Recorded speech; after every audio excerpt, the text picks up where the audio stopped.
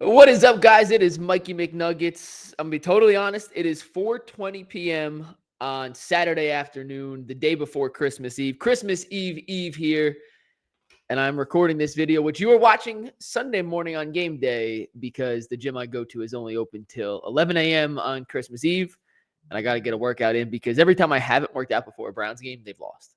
And I'm a little bit superstitious. So even though tomorrow should be an off day, I'm going to get back in the gym, do a little something, just to say I did something, because when I do that, the Browns have won, and I am not going to be the one anyone blames if the Browns lose.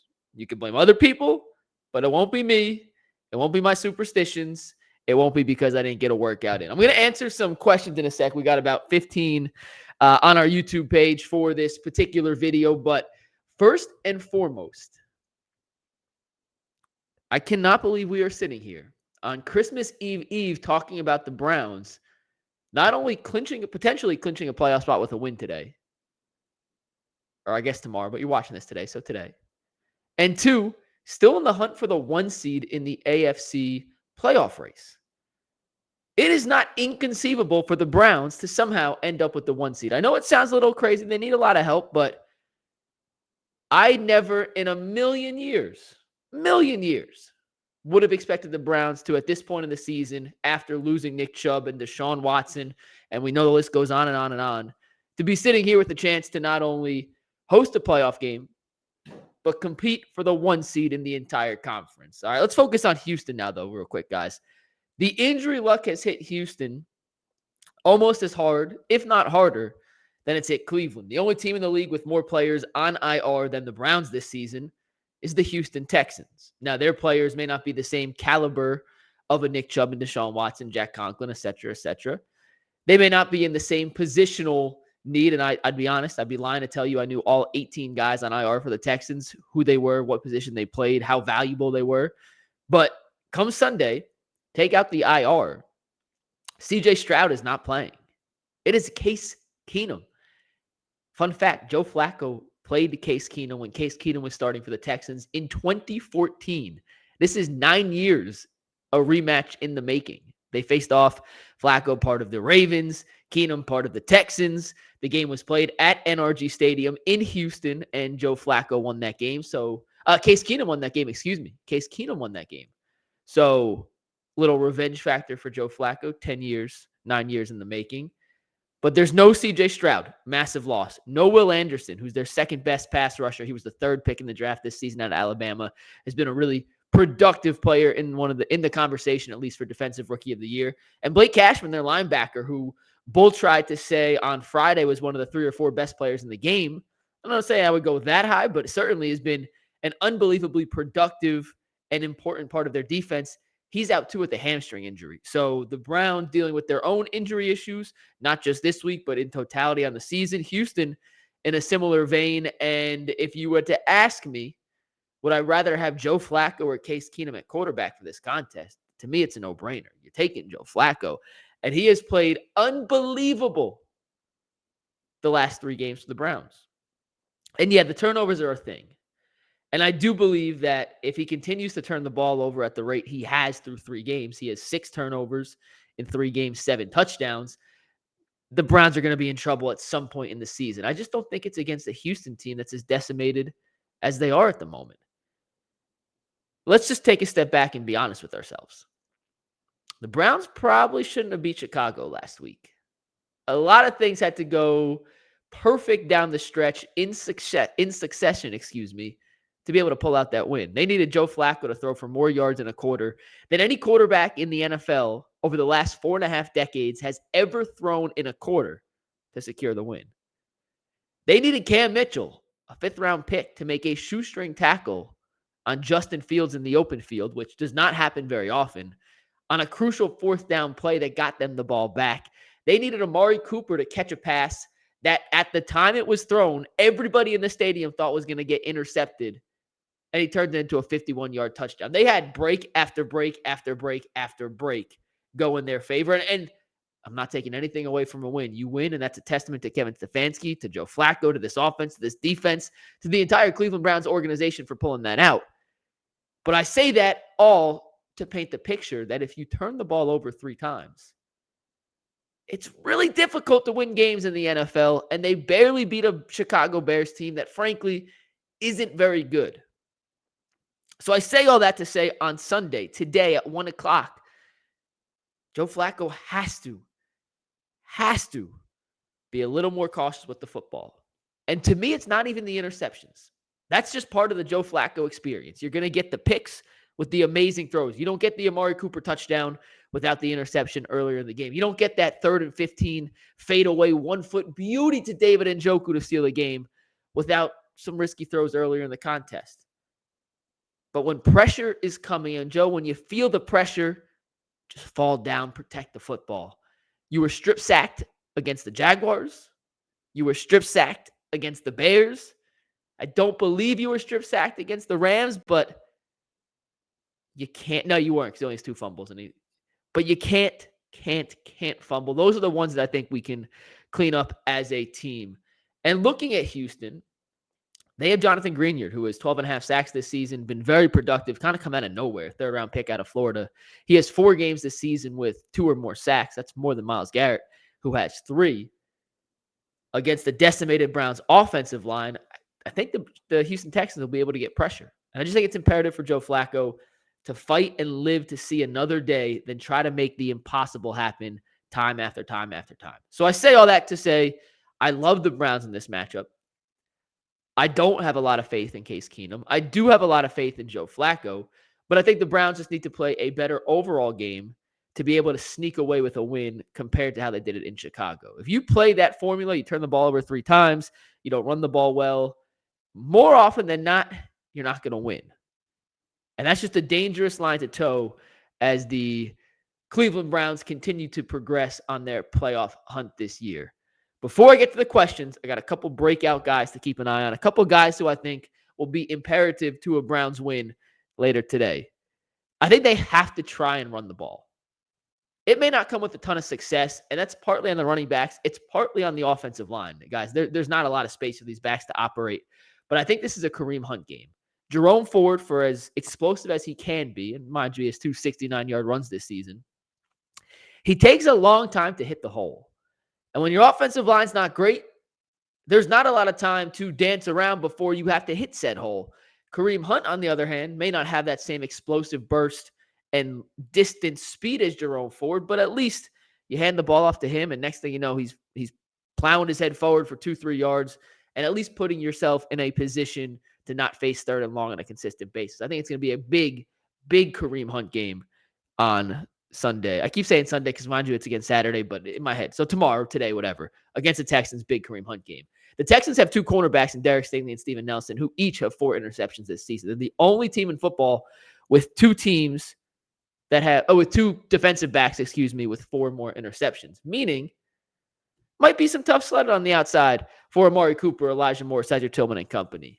Which also means David Njoku, who has been phenomenal in 3 games with Joe Flacco, 18 catches, 212 yards, 3 touchdowns, should be in line for another big game. Blake Cashman, who is by far their best linebacker, I mentioned earlier, he's out. So who are you going to cover Njoku with in the middle of the field? Both of Houston's safeties are undersized guys who are young. Jalen Petrie out of Baylor. I'm drawing a blank on the other guy's name. But 2 guys who have been brought in here or drafted in Houston the last couple of years as more hybrid guys. Guys you can move around in the secondary. They can play a little slot. Petrie's more of a true free safety. I know him from college, covering Baylor when I was down in Texas. But that's a size mismatch for Mr. Njoku. And if you could find a prop bet on one, let's say FanDuel, of Njoku over 55 yards, I would suggest that you responsibly hammer that prop bet. I think you do. I think Njoku's in line for a monster game. Him and Flacco have seemed to found some sort of rhythm that Njoku hadn't found with other quarterbacks, that whenever the play breaks down, Njoku has the checkdowns right there. And I gave you this stat on Friday. Njoku averages 4.1 yards on the target. So he's only 4.5 yards downfield on the target. And then he's averaging 7.1 yards after catch via rack yards, which means the dude's impossible to tackle. He's become checkdown Charlie, but the utmost best humanly possible version of a safety blanket, because you don't have to throw it to him deep and he's still picking up a first down damn near every time he catches it. I love David Njoku's matchup against the Texans later today. Defensively, Myles Garrett is going up against Laramie Tunsil.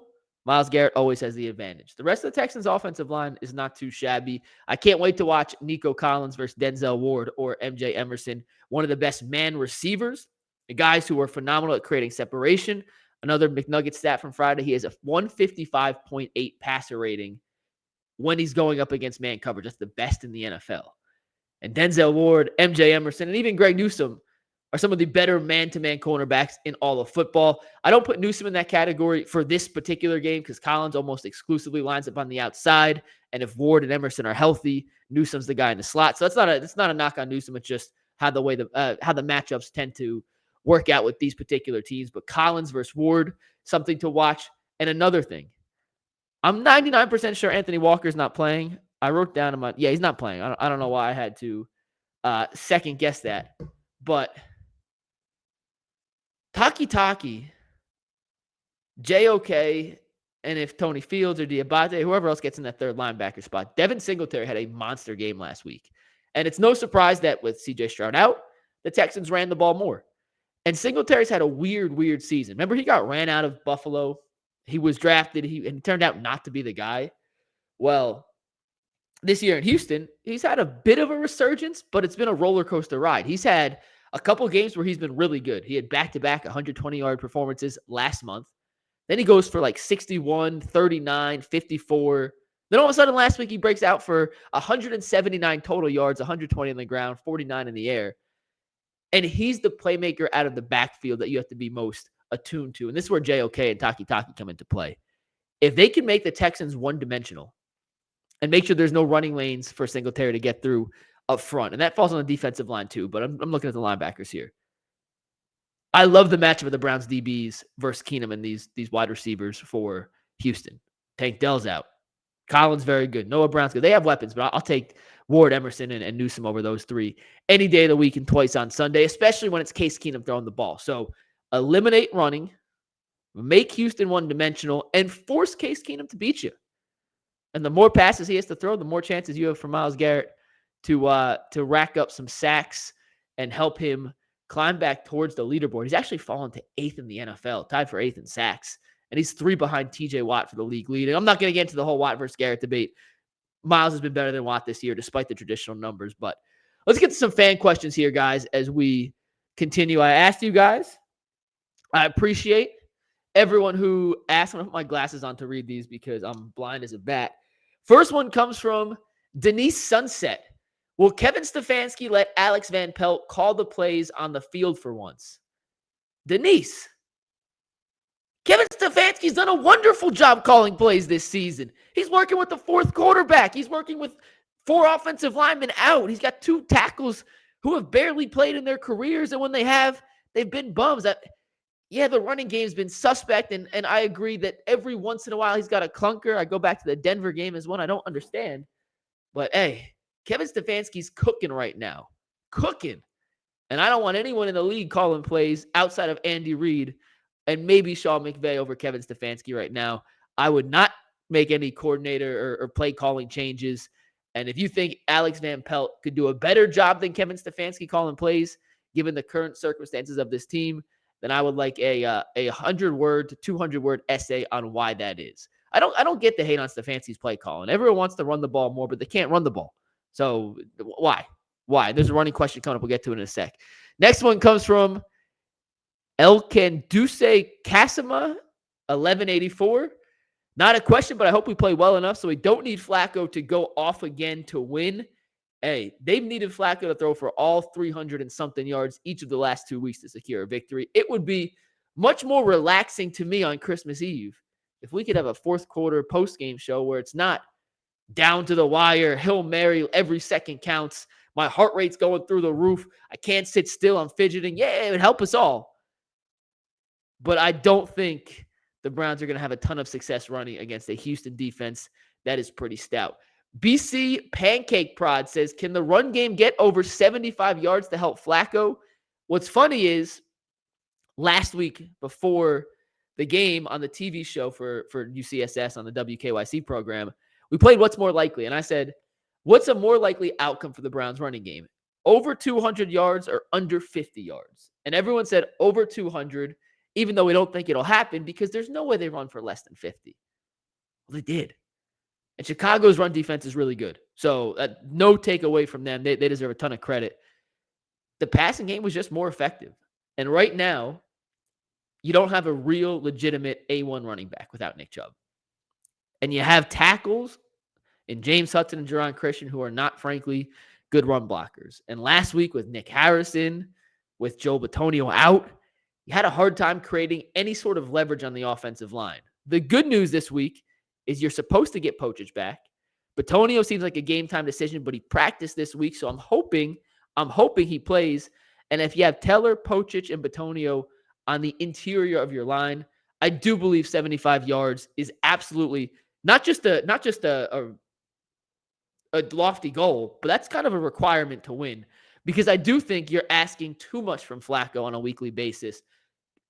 I've been beyond impressed with what he's done, but at some point, he is Joe Flacco. He is 38 years old. I just don't think it's realistic to expect that kind of production from a 38-year-old who came off the couch week in, week out forever.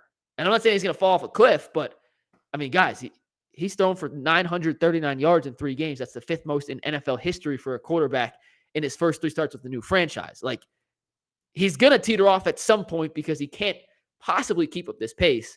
And if he can't, the run game has to step up. I said it earlier. I think it's a big Kareem Hunt game. Jerome Ford will get some carries. I want to see a little Pierre Strong mixing into it, but I do think 75 yards is a requirement, and I would be shocked if they don't surpass 75 yards on the ground, which, let's rewind 2 months. If I was saying, could the Browns rush for 75 yards? Everyone would look at me like I'm crazy. Now we're asking, can they? And I think it's a real, legitimate, realistic question. Pee Wee Burnt Pizza says, why does it seem every season Miles slows down when the weather turns cold? Hey, do you remember that study I did before the year? We looked at every one of Miles' sacks, when they came, what the situation was, what the score was, and we found the one area Miles had to improve upon was later in the season, his numbers. He starts off super hot and then teeters down a little bit. This season, I don't have a great answer for you, Burnt Pizza. You look back to the Rams game. They had a phenomenal game plan against them. And he even said so afterwards. They found new ways to chip, get him out the system. And it was the first time he ever put up a goose egg in his career. Now he was hurt, but kudos to the Rams for figuring out a way to completely neutralize one of the greatest pass rushers the world has ever seen. Denver, he had a couple pressures, couldn't get a sack against Jacksonville. He had the sack in the 2-point conversion. It doesn't count. So he really has 14 sacks this year. He was a millisecond away on multiple occasions against Jacksonville of not just getting to Lawrence, but creating a strip sack. And he's right there. His pressure numbers are still through the roof. He still has the highest pass rush win rate in the entire NFL. Sacks are such a weird thing. And I think part of the reason Miles' sack numbers have been down the last couple of weeks is the other guys on the opposite end of the line, whether it be Ogbo or Zadarius or whoever is rushing from the other side, they haven't been getting as much pressure as they had earlier in the year. And sacks are a weird stat because Miles can get a pressure, force the quarterback to step up into Dalvin Tomlinson. Dalvin Tomlinson gets the sack, even though Miles was the one that made the play. So on the opposite end of that, you're not getting as much pressure from Ogbo and Zadarius, forcing the quarterback to then get out the pocket, scramble towards Miles. So it's coming. Yeah, the numbers have slowed down. It's a little disappointing because when it comes to the DPOY race, a lot of people who vote on these look at the traditional numbers. They don't do enough digging, and that's a shame because Myles Garrett is having as good a season as anyone in the NFL. But if he doesn't start picking up these sack numbers, it's going to be harder and harder for him to kind of find himself atop the voting when it's all said and done. But I don't think he's necessarily played significantly worse the last couple of weeks, even though the sack numbers may not be there the same way they were earlier in the season. Samuel Arnold, 1465, says, is Stefanski the greatest Cleveland Browns coach of all time? I think of the modern era, definitely. Going back to 99, I don't even know who else you could put in that conversation. He has the only playoff win, even though he was technically not on the field. He had COVID. He's coach of the year. He's about to lead them to playoffs in 2 of 4 seasons. which I don't remember the last time that's happened to the Browns, which isn't the greatest testament of all time. But yeah, in the modern era, absolutely. I mean, Belichick coached for them, so is he a greater coach than Belichick overall? No. Did he have more success in Cleveland? I have to do some digging, but of the modern era, absolutely. It's not even close. Absolutely. Night 2012, Mari says, when will Stefanski make his usual dumb decision? I'm guessing take a knee at halftime again with timeouts in a close game. You guys are hating on Stefanski today. My goodness. The dude has this team at 9-5 in the season despite injuries galore. You can always find something you dislike with the coach. Like, no coach ever has coached the perfect game. Even the Chiefs, Kansas City fans are getting on Andy Reid. The Patriots are turning on Bill Belichick. Like, every coach is going to have his flaws. I do think some of his clock management towards the end of first half have been a little questionable, but if that's your big complaint with the coach, then you have a pretty damn good head coach. So I'm not too worried about Stefanski in that regard. Will he make a dumb decision? Probably. Will he make 50 smart ones? Probably also. So to make the dumb one, you got to live with the smart ones. And that is a trade-off I'm going to take for Mr. Kevin Stefanski. I believe that's all the questions. Let me take one more quick gander. I'll refresh the page just to make sure I got them all in. If someone dropped a question, got that. Yep, got them all. I appreciate you guys submitting those questions. I'll wrap it with this. The Browns are now favored in this game on the road in Houston with Joe Flacco at quarterback. I do not think I can understate how ridiculous that sentence feels coming out of my mouth. No Nick Chubb, no Deshaun Watson, and the Browns are right in it, guys. And this is a matchup where somehow, some way, the injury luck is actually on the Browns' favor. No CJ Stroud, no Will Anderson, no Blake Cashman for the Houston, and the Browns are going to be without Anthony Walker and most likely without Juan Thornhill. But you would take those losses if the trade-off in this particular week is CJ Stroud, who's having an unbelievable rookie season. If the Browns are a serious contender, which I do believe they are, they have to beat Case Keenum.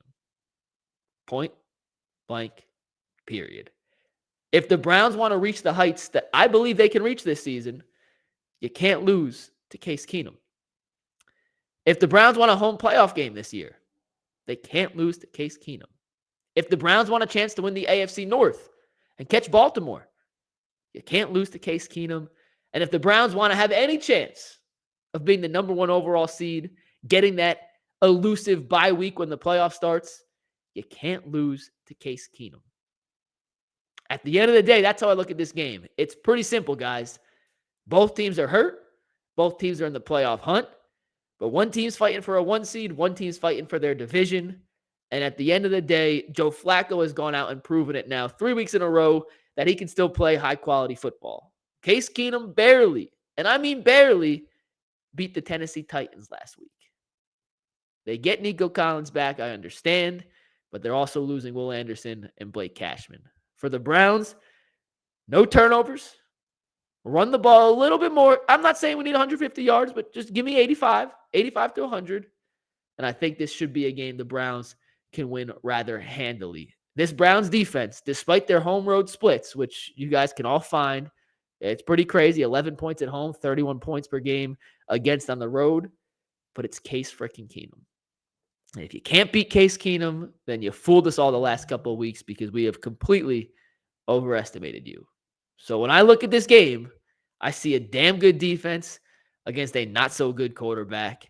And if those are the two options, give me the damn good defense every day of the week. I'm picking the Browns to win 23-13. I said it in headlines. Remember the Flacco. General Flaccavelli's heroics lead the Browns to a victory in the Battle of NRG. I stand by it, and I cannot wait to hop on here. Fingers crossed at the 2-minute warning post-game show with Earl and G, celebrating a big, monumental, colossal Cleveland Browns dub. Appreciate you tuning in this morning. Kickoffs in a couple hours, and we will see you on the 2-minute warning post-game show. It's McNuggets, your boy. If you disagree, feel free to tweet at me and tell me why. Until then, peace. Go Brownies.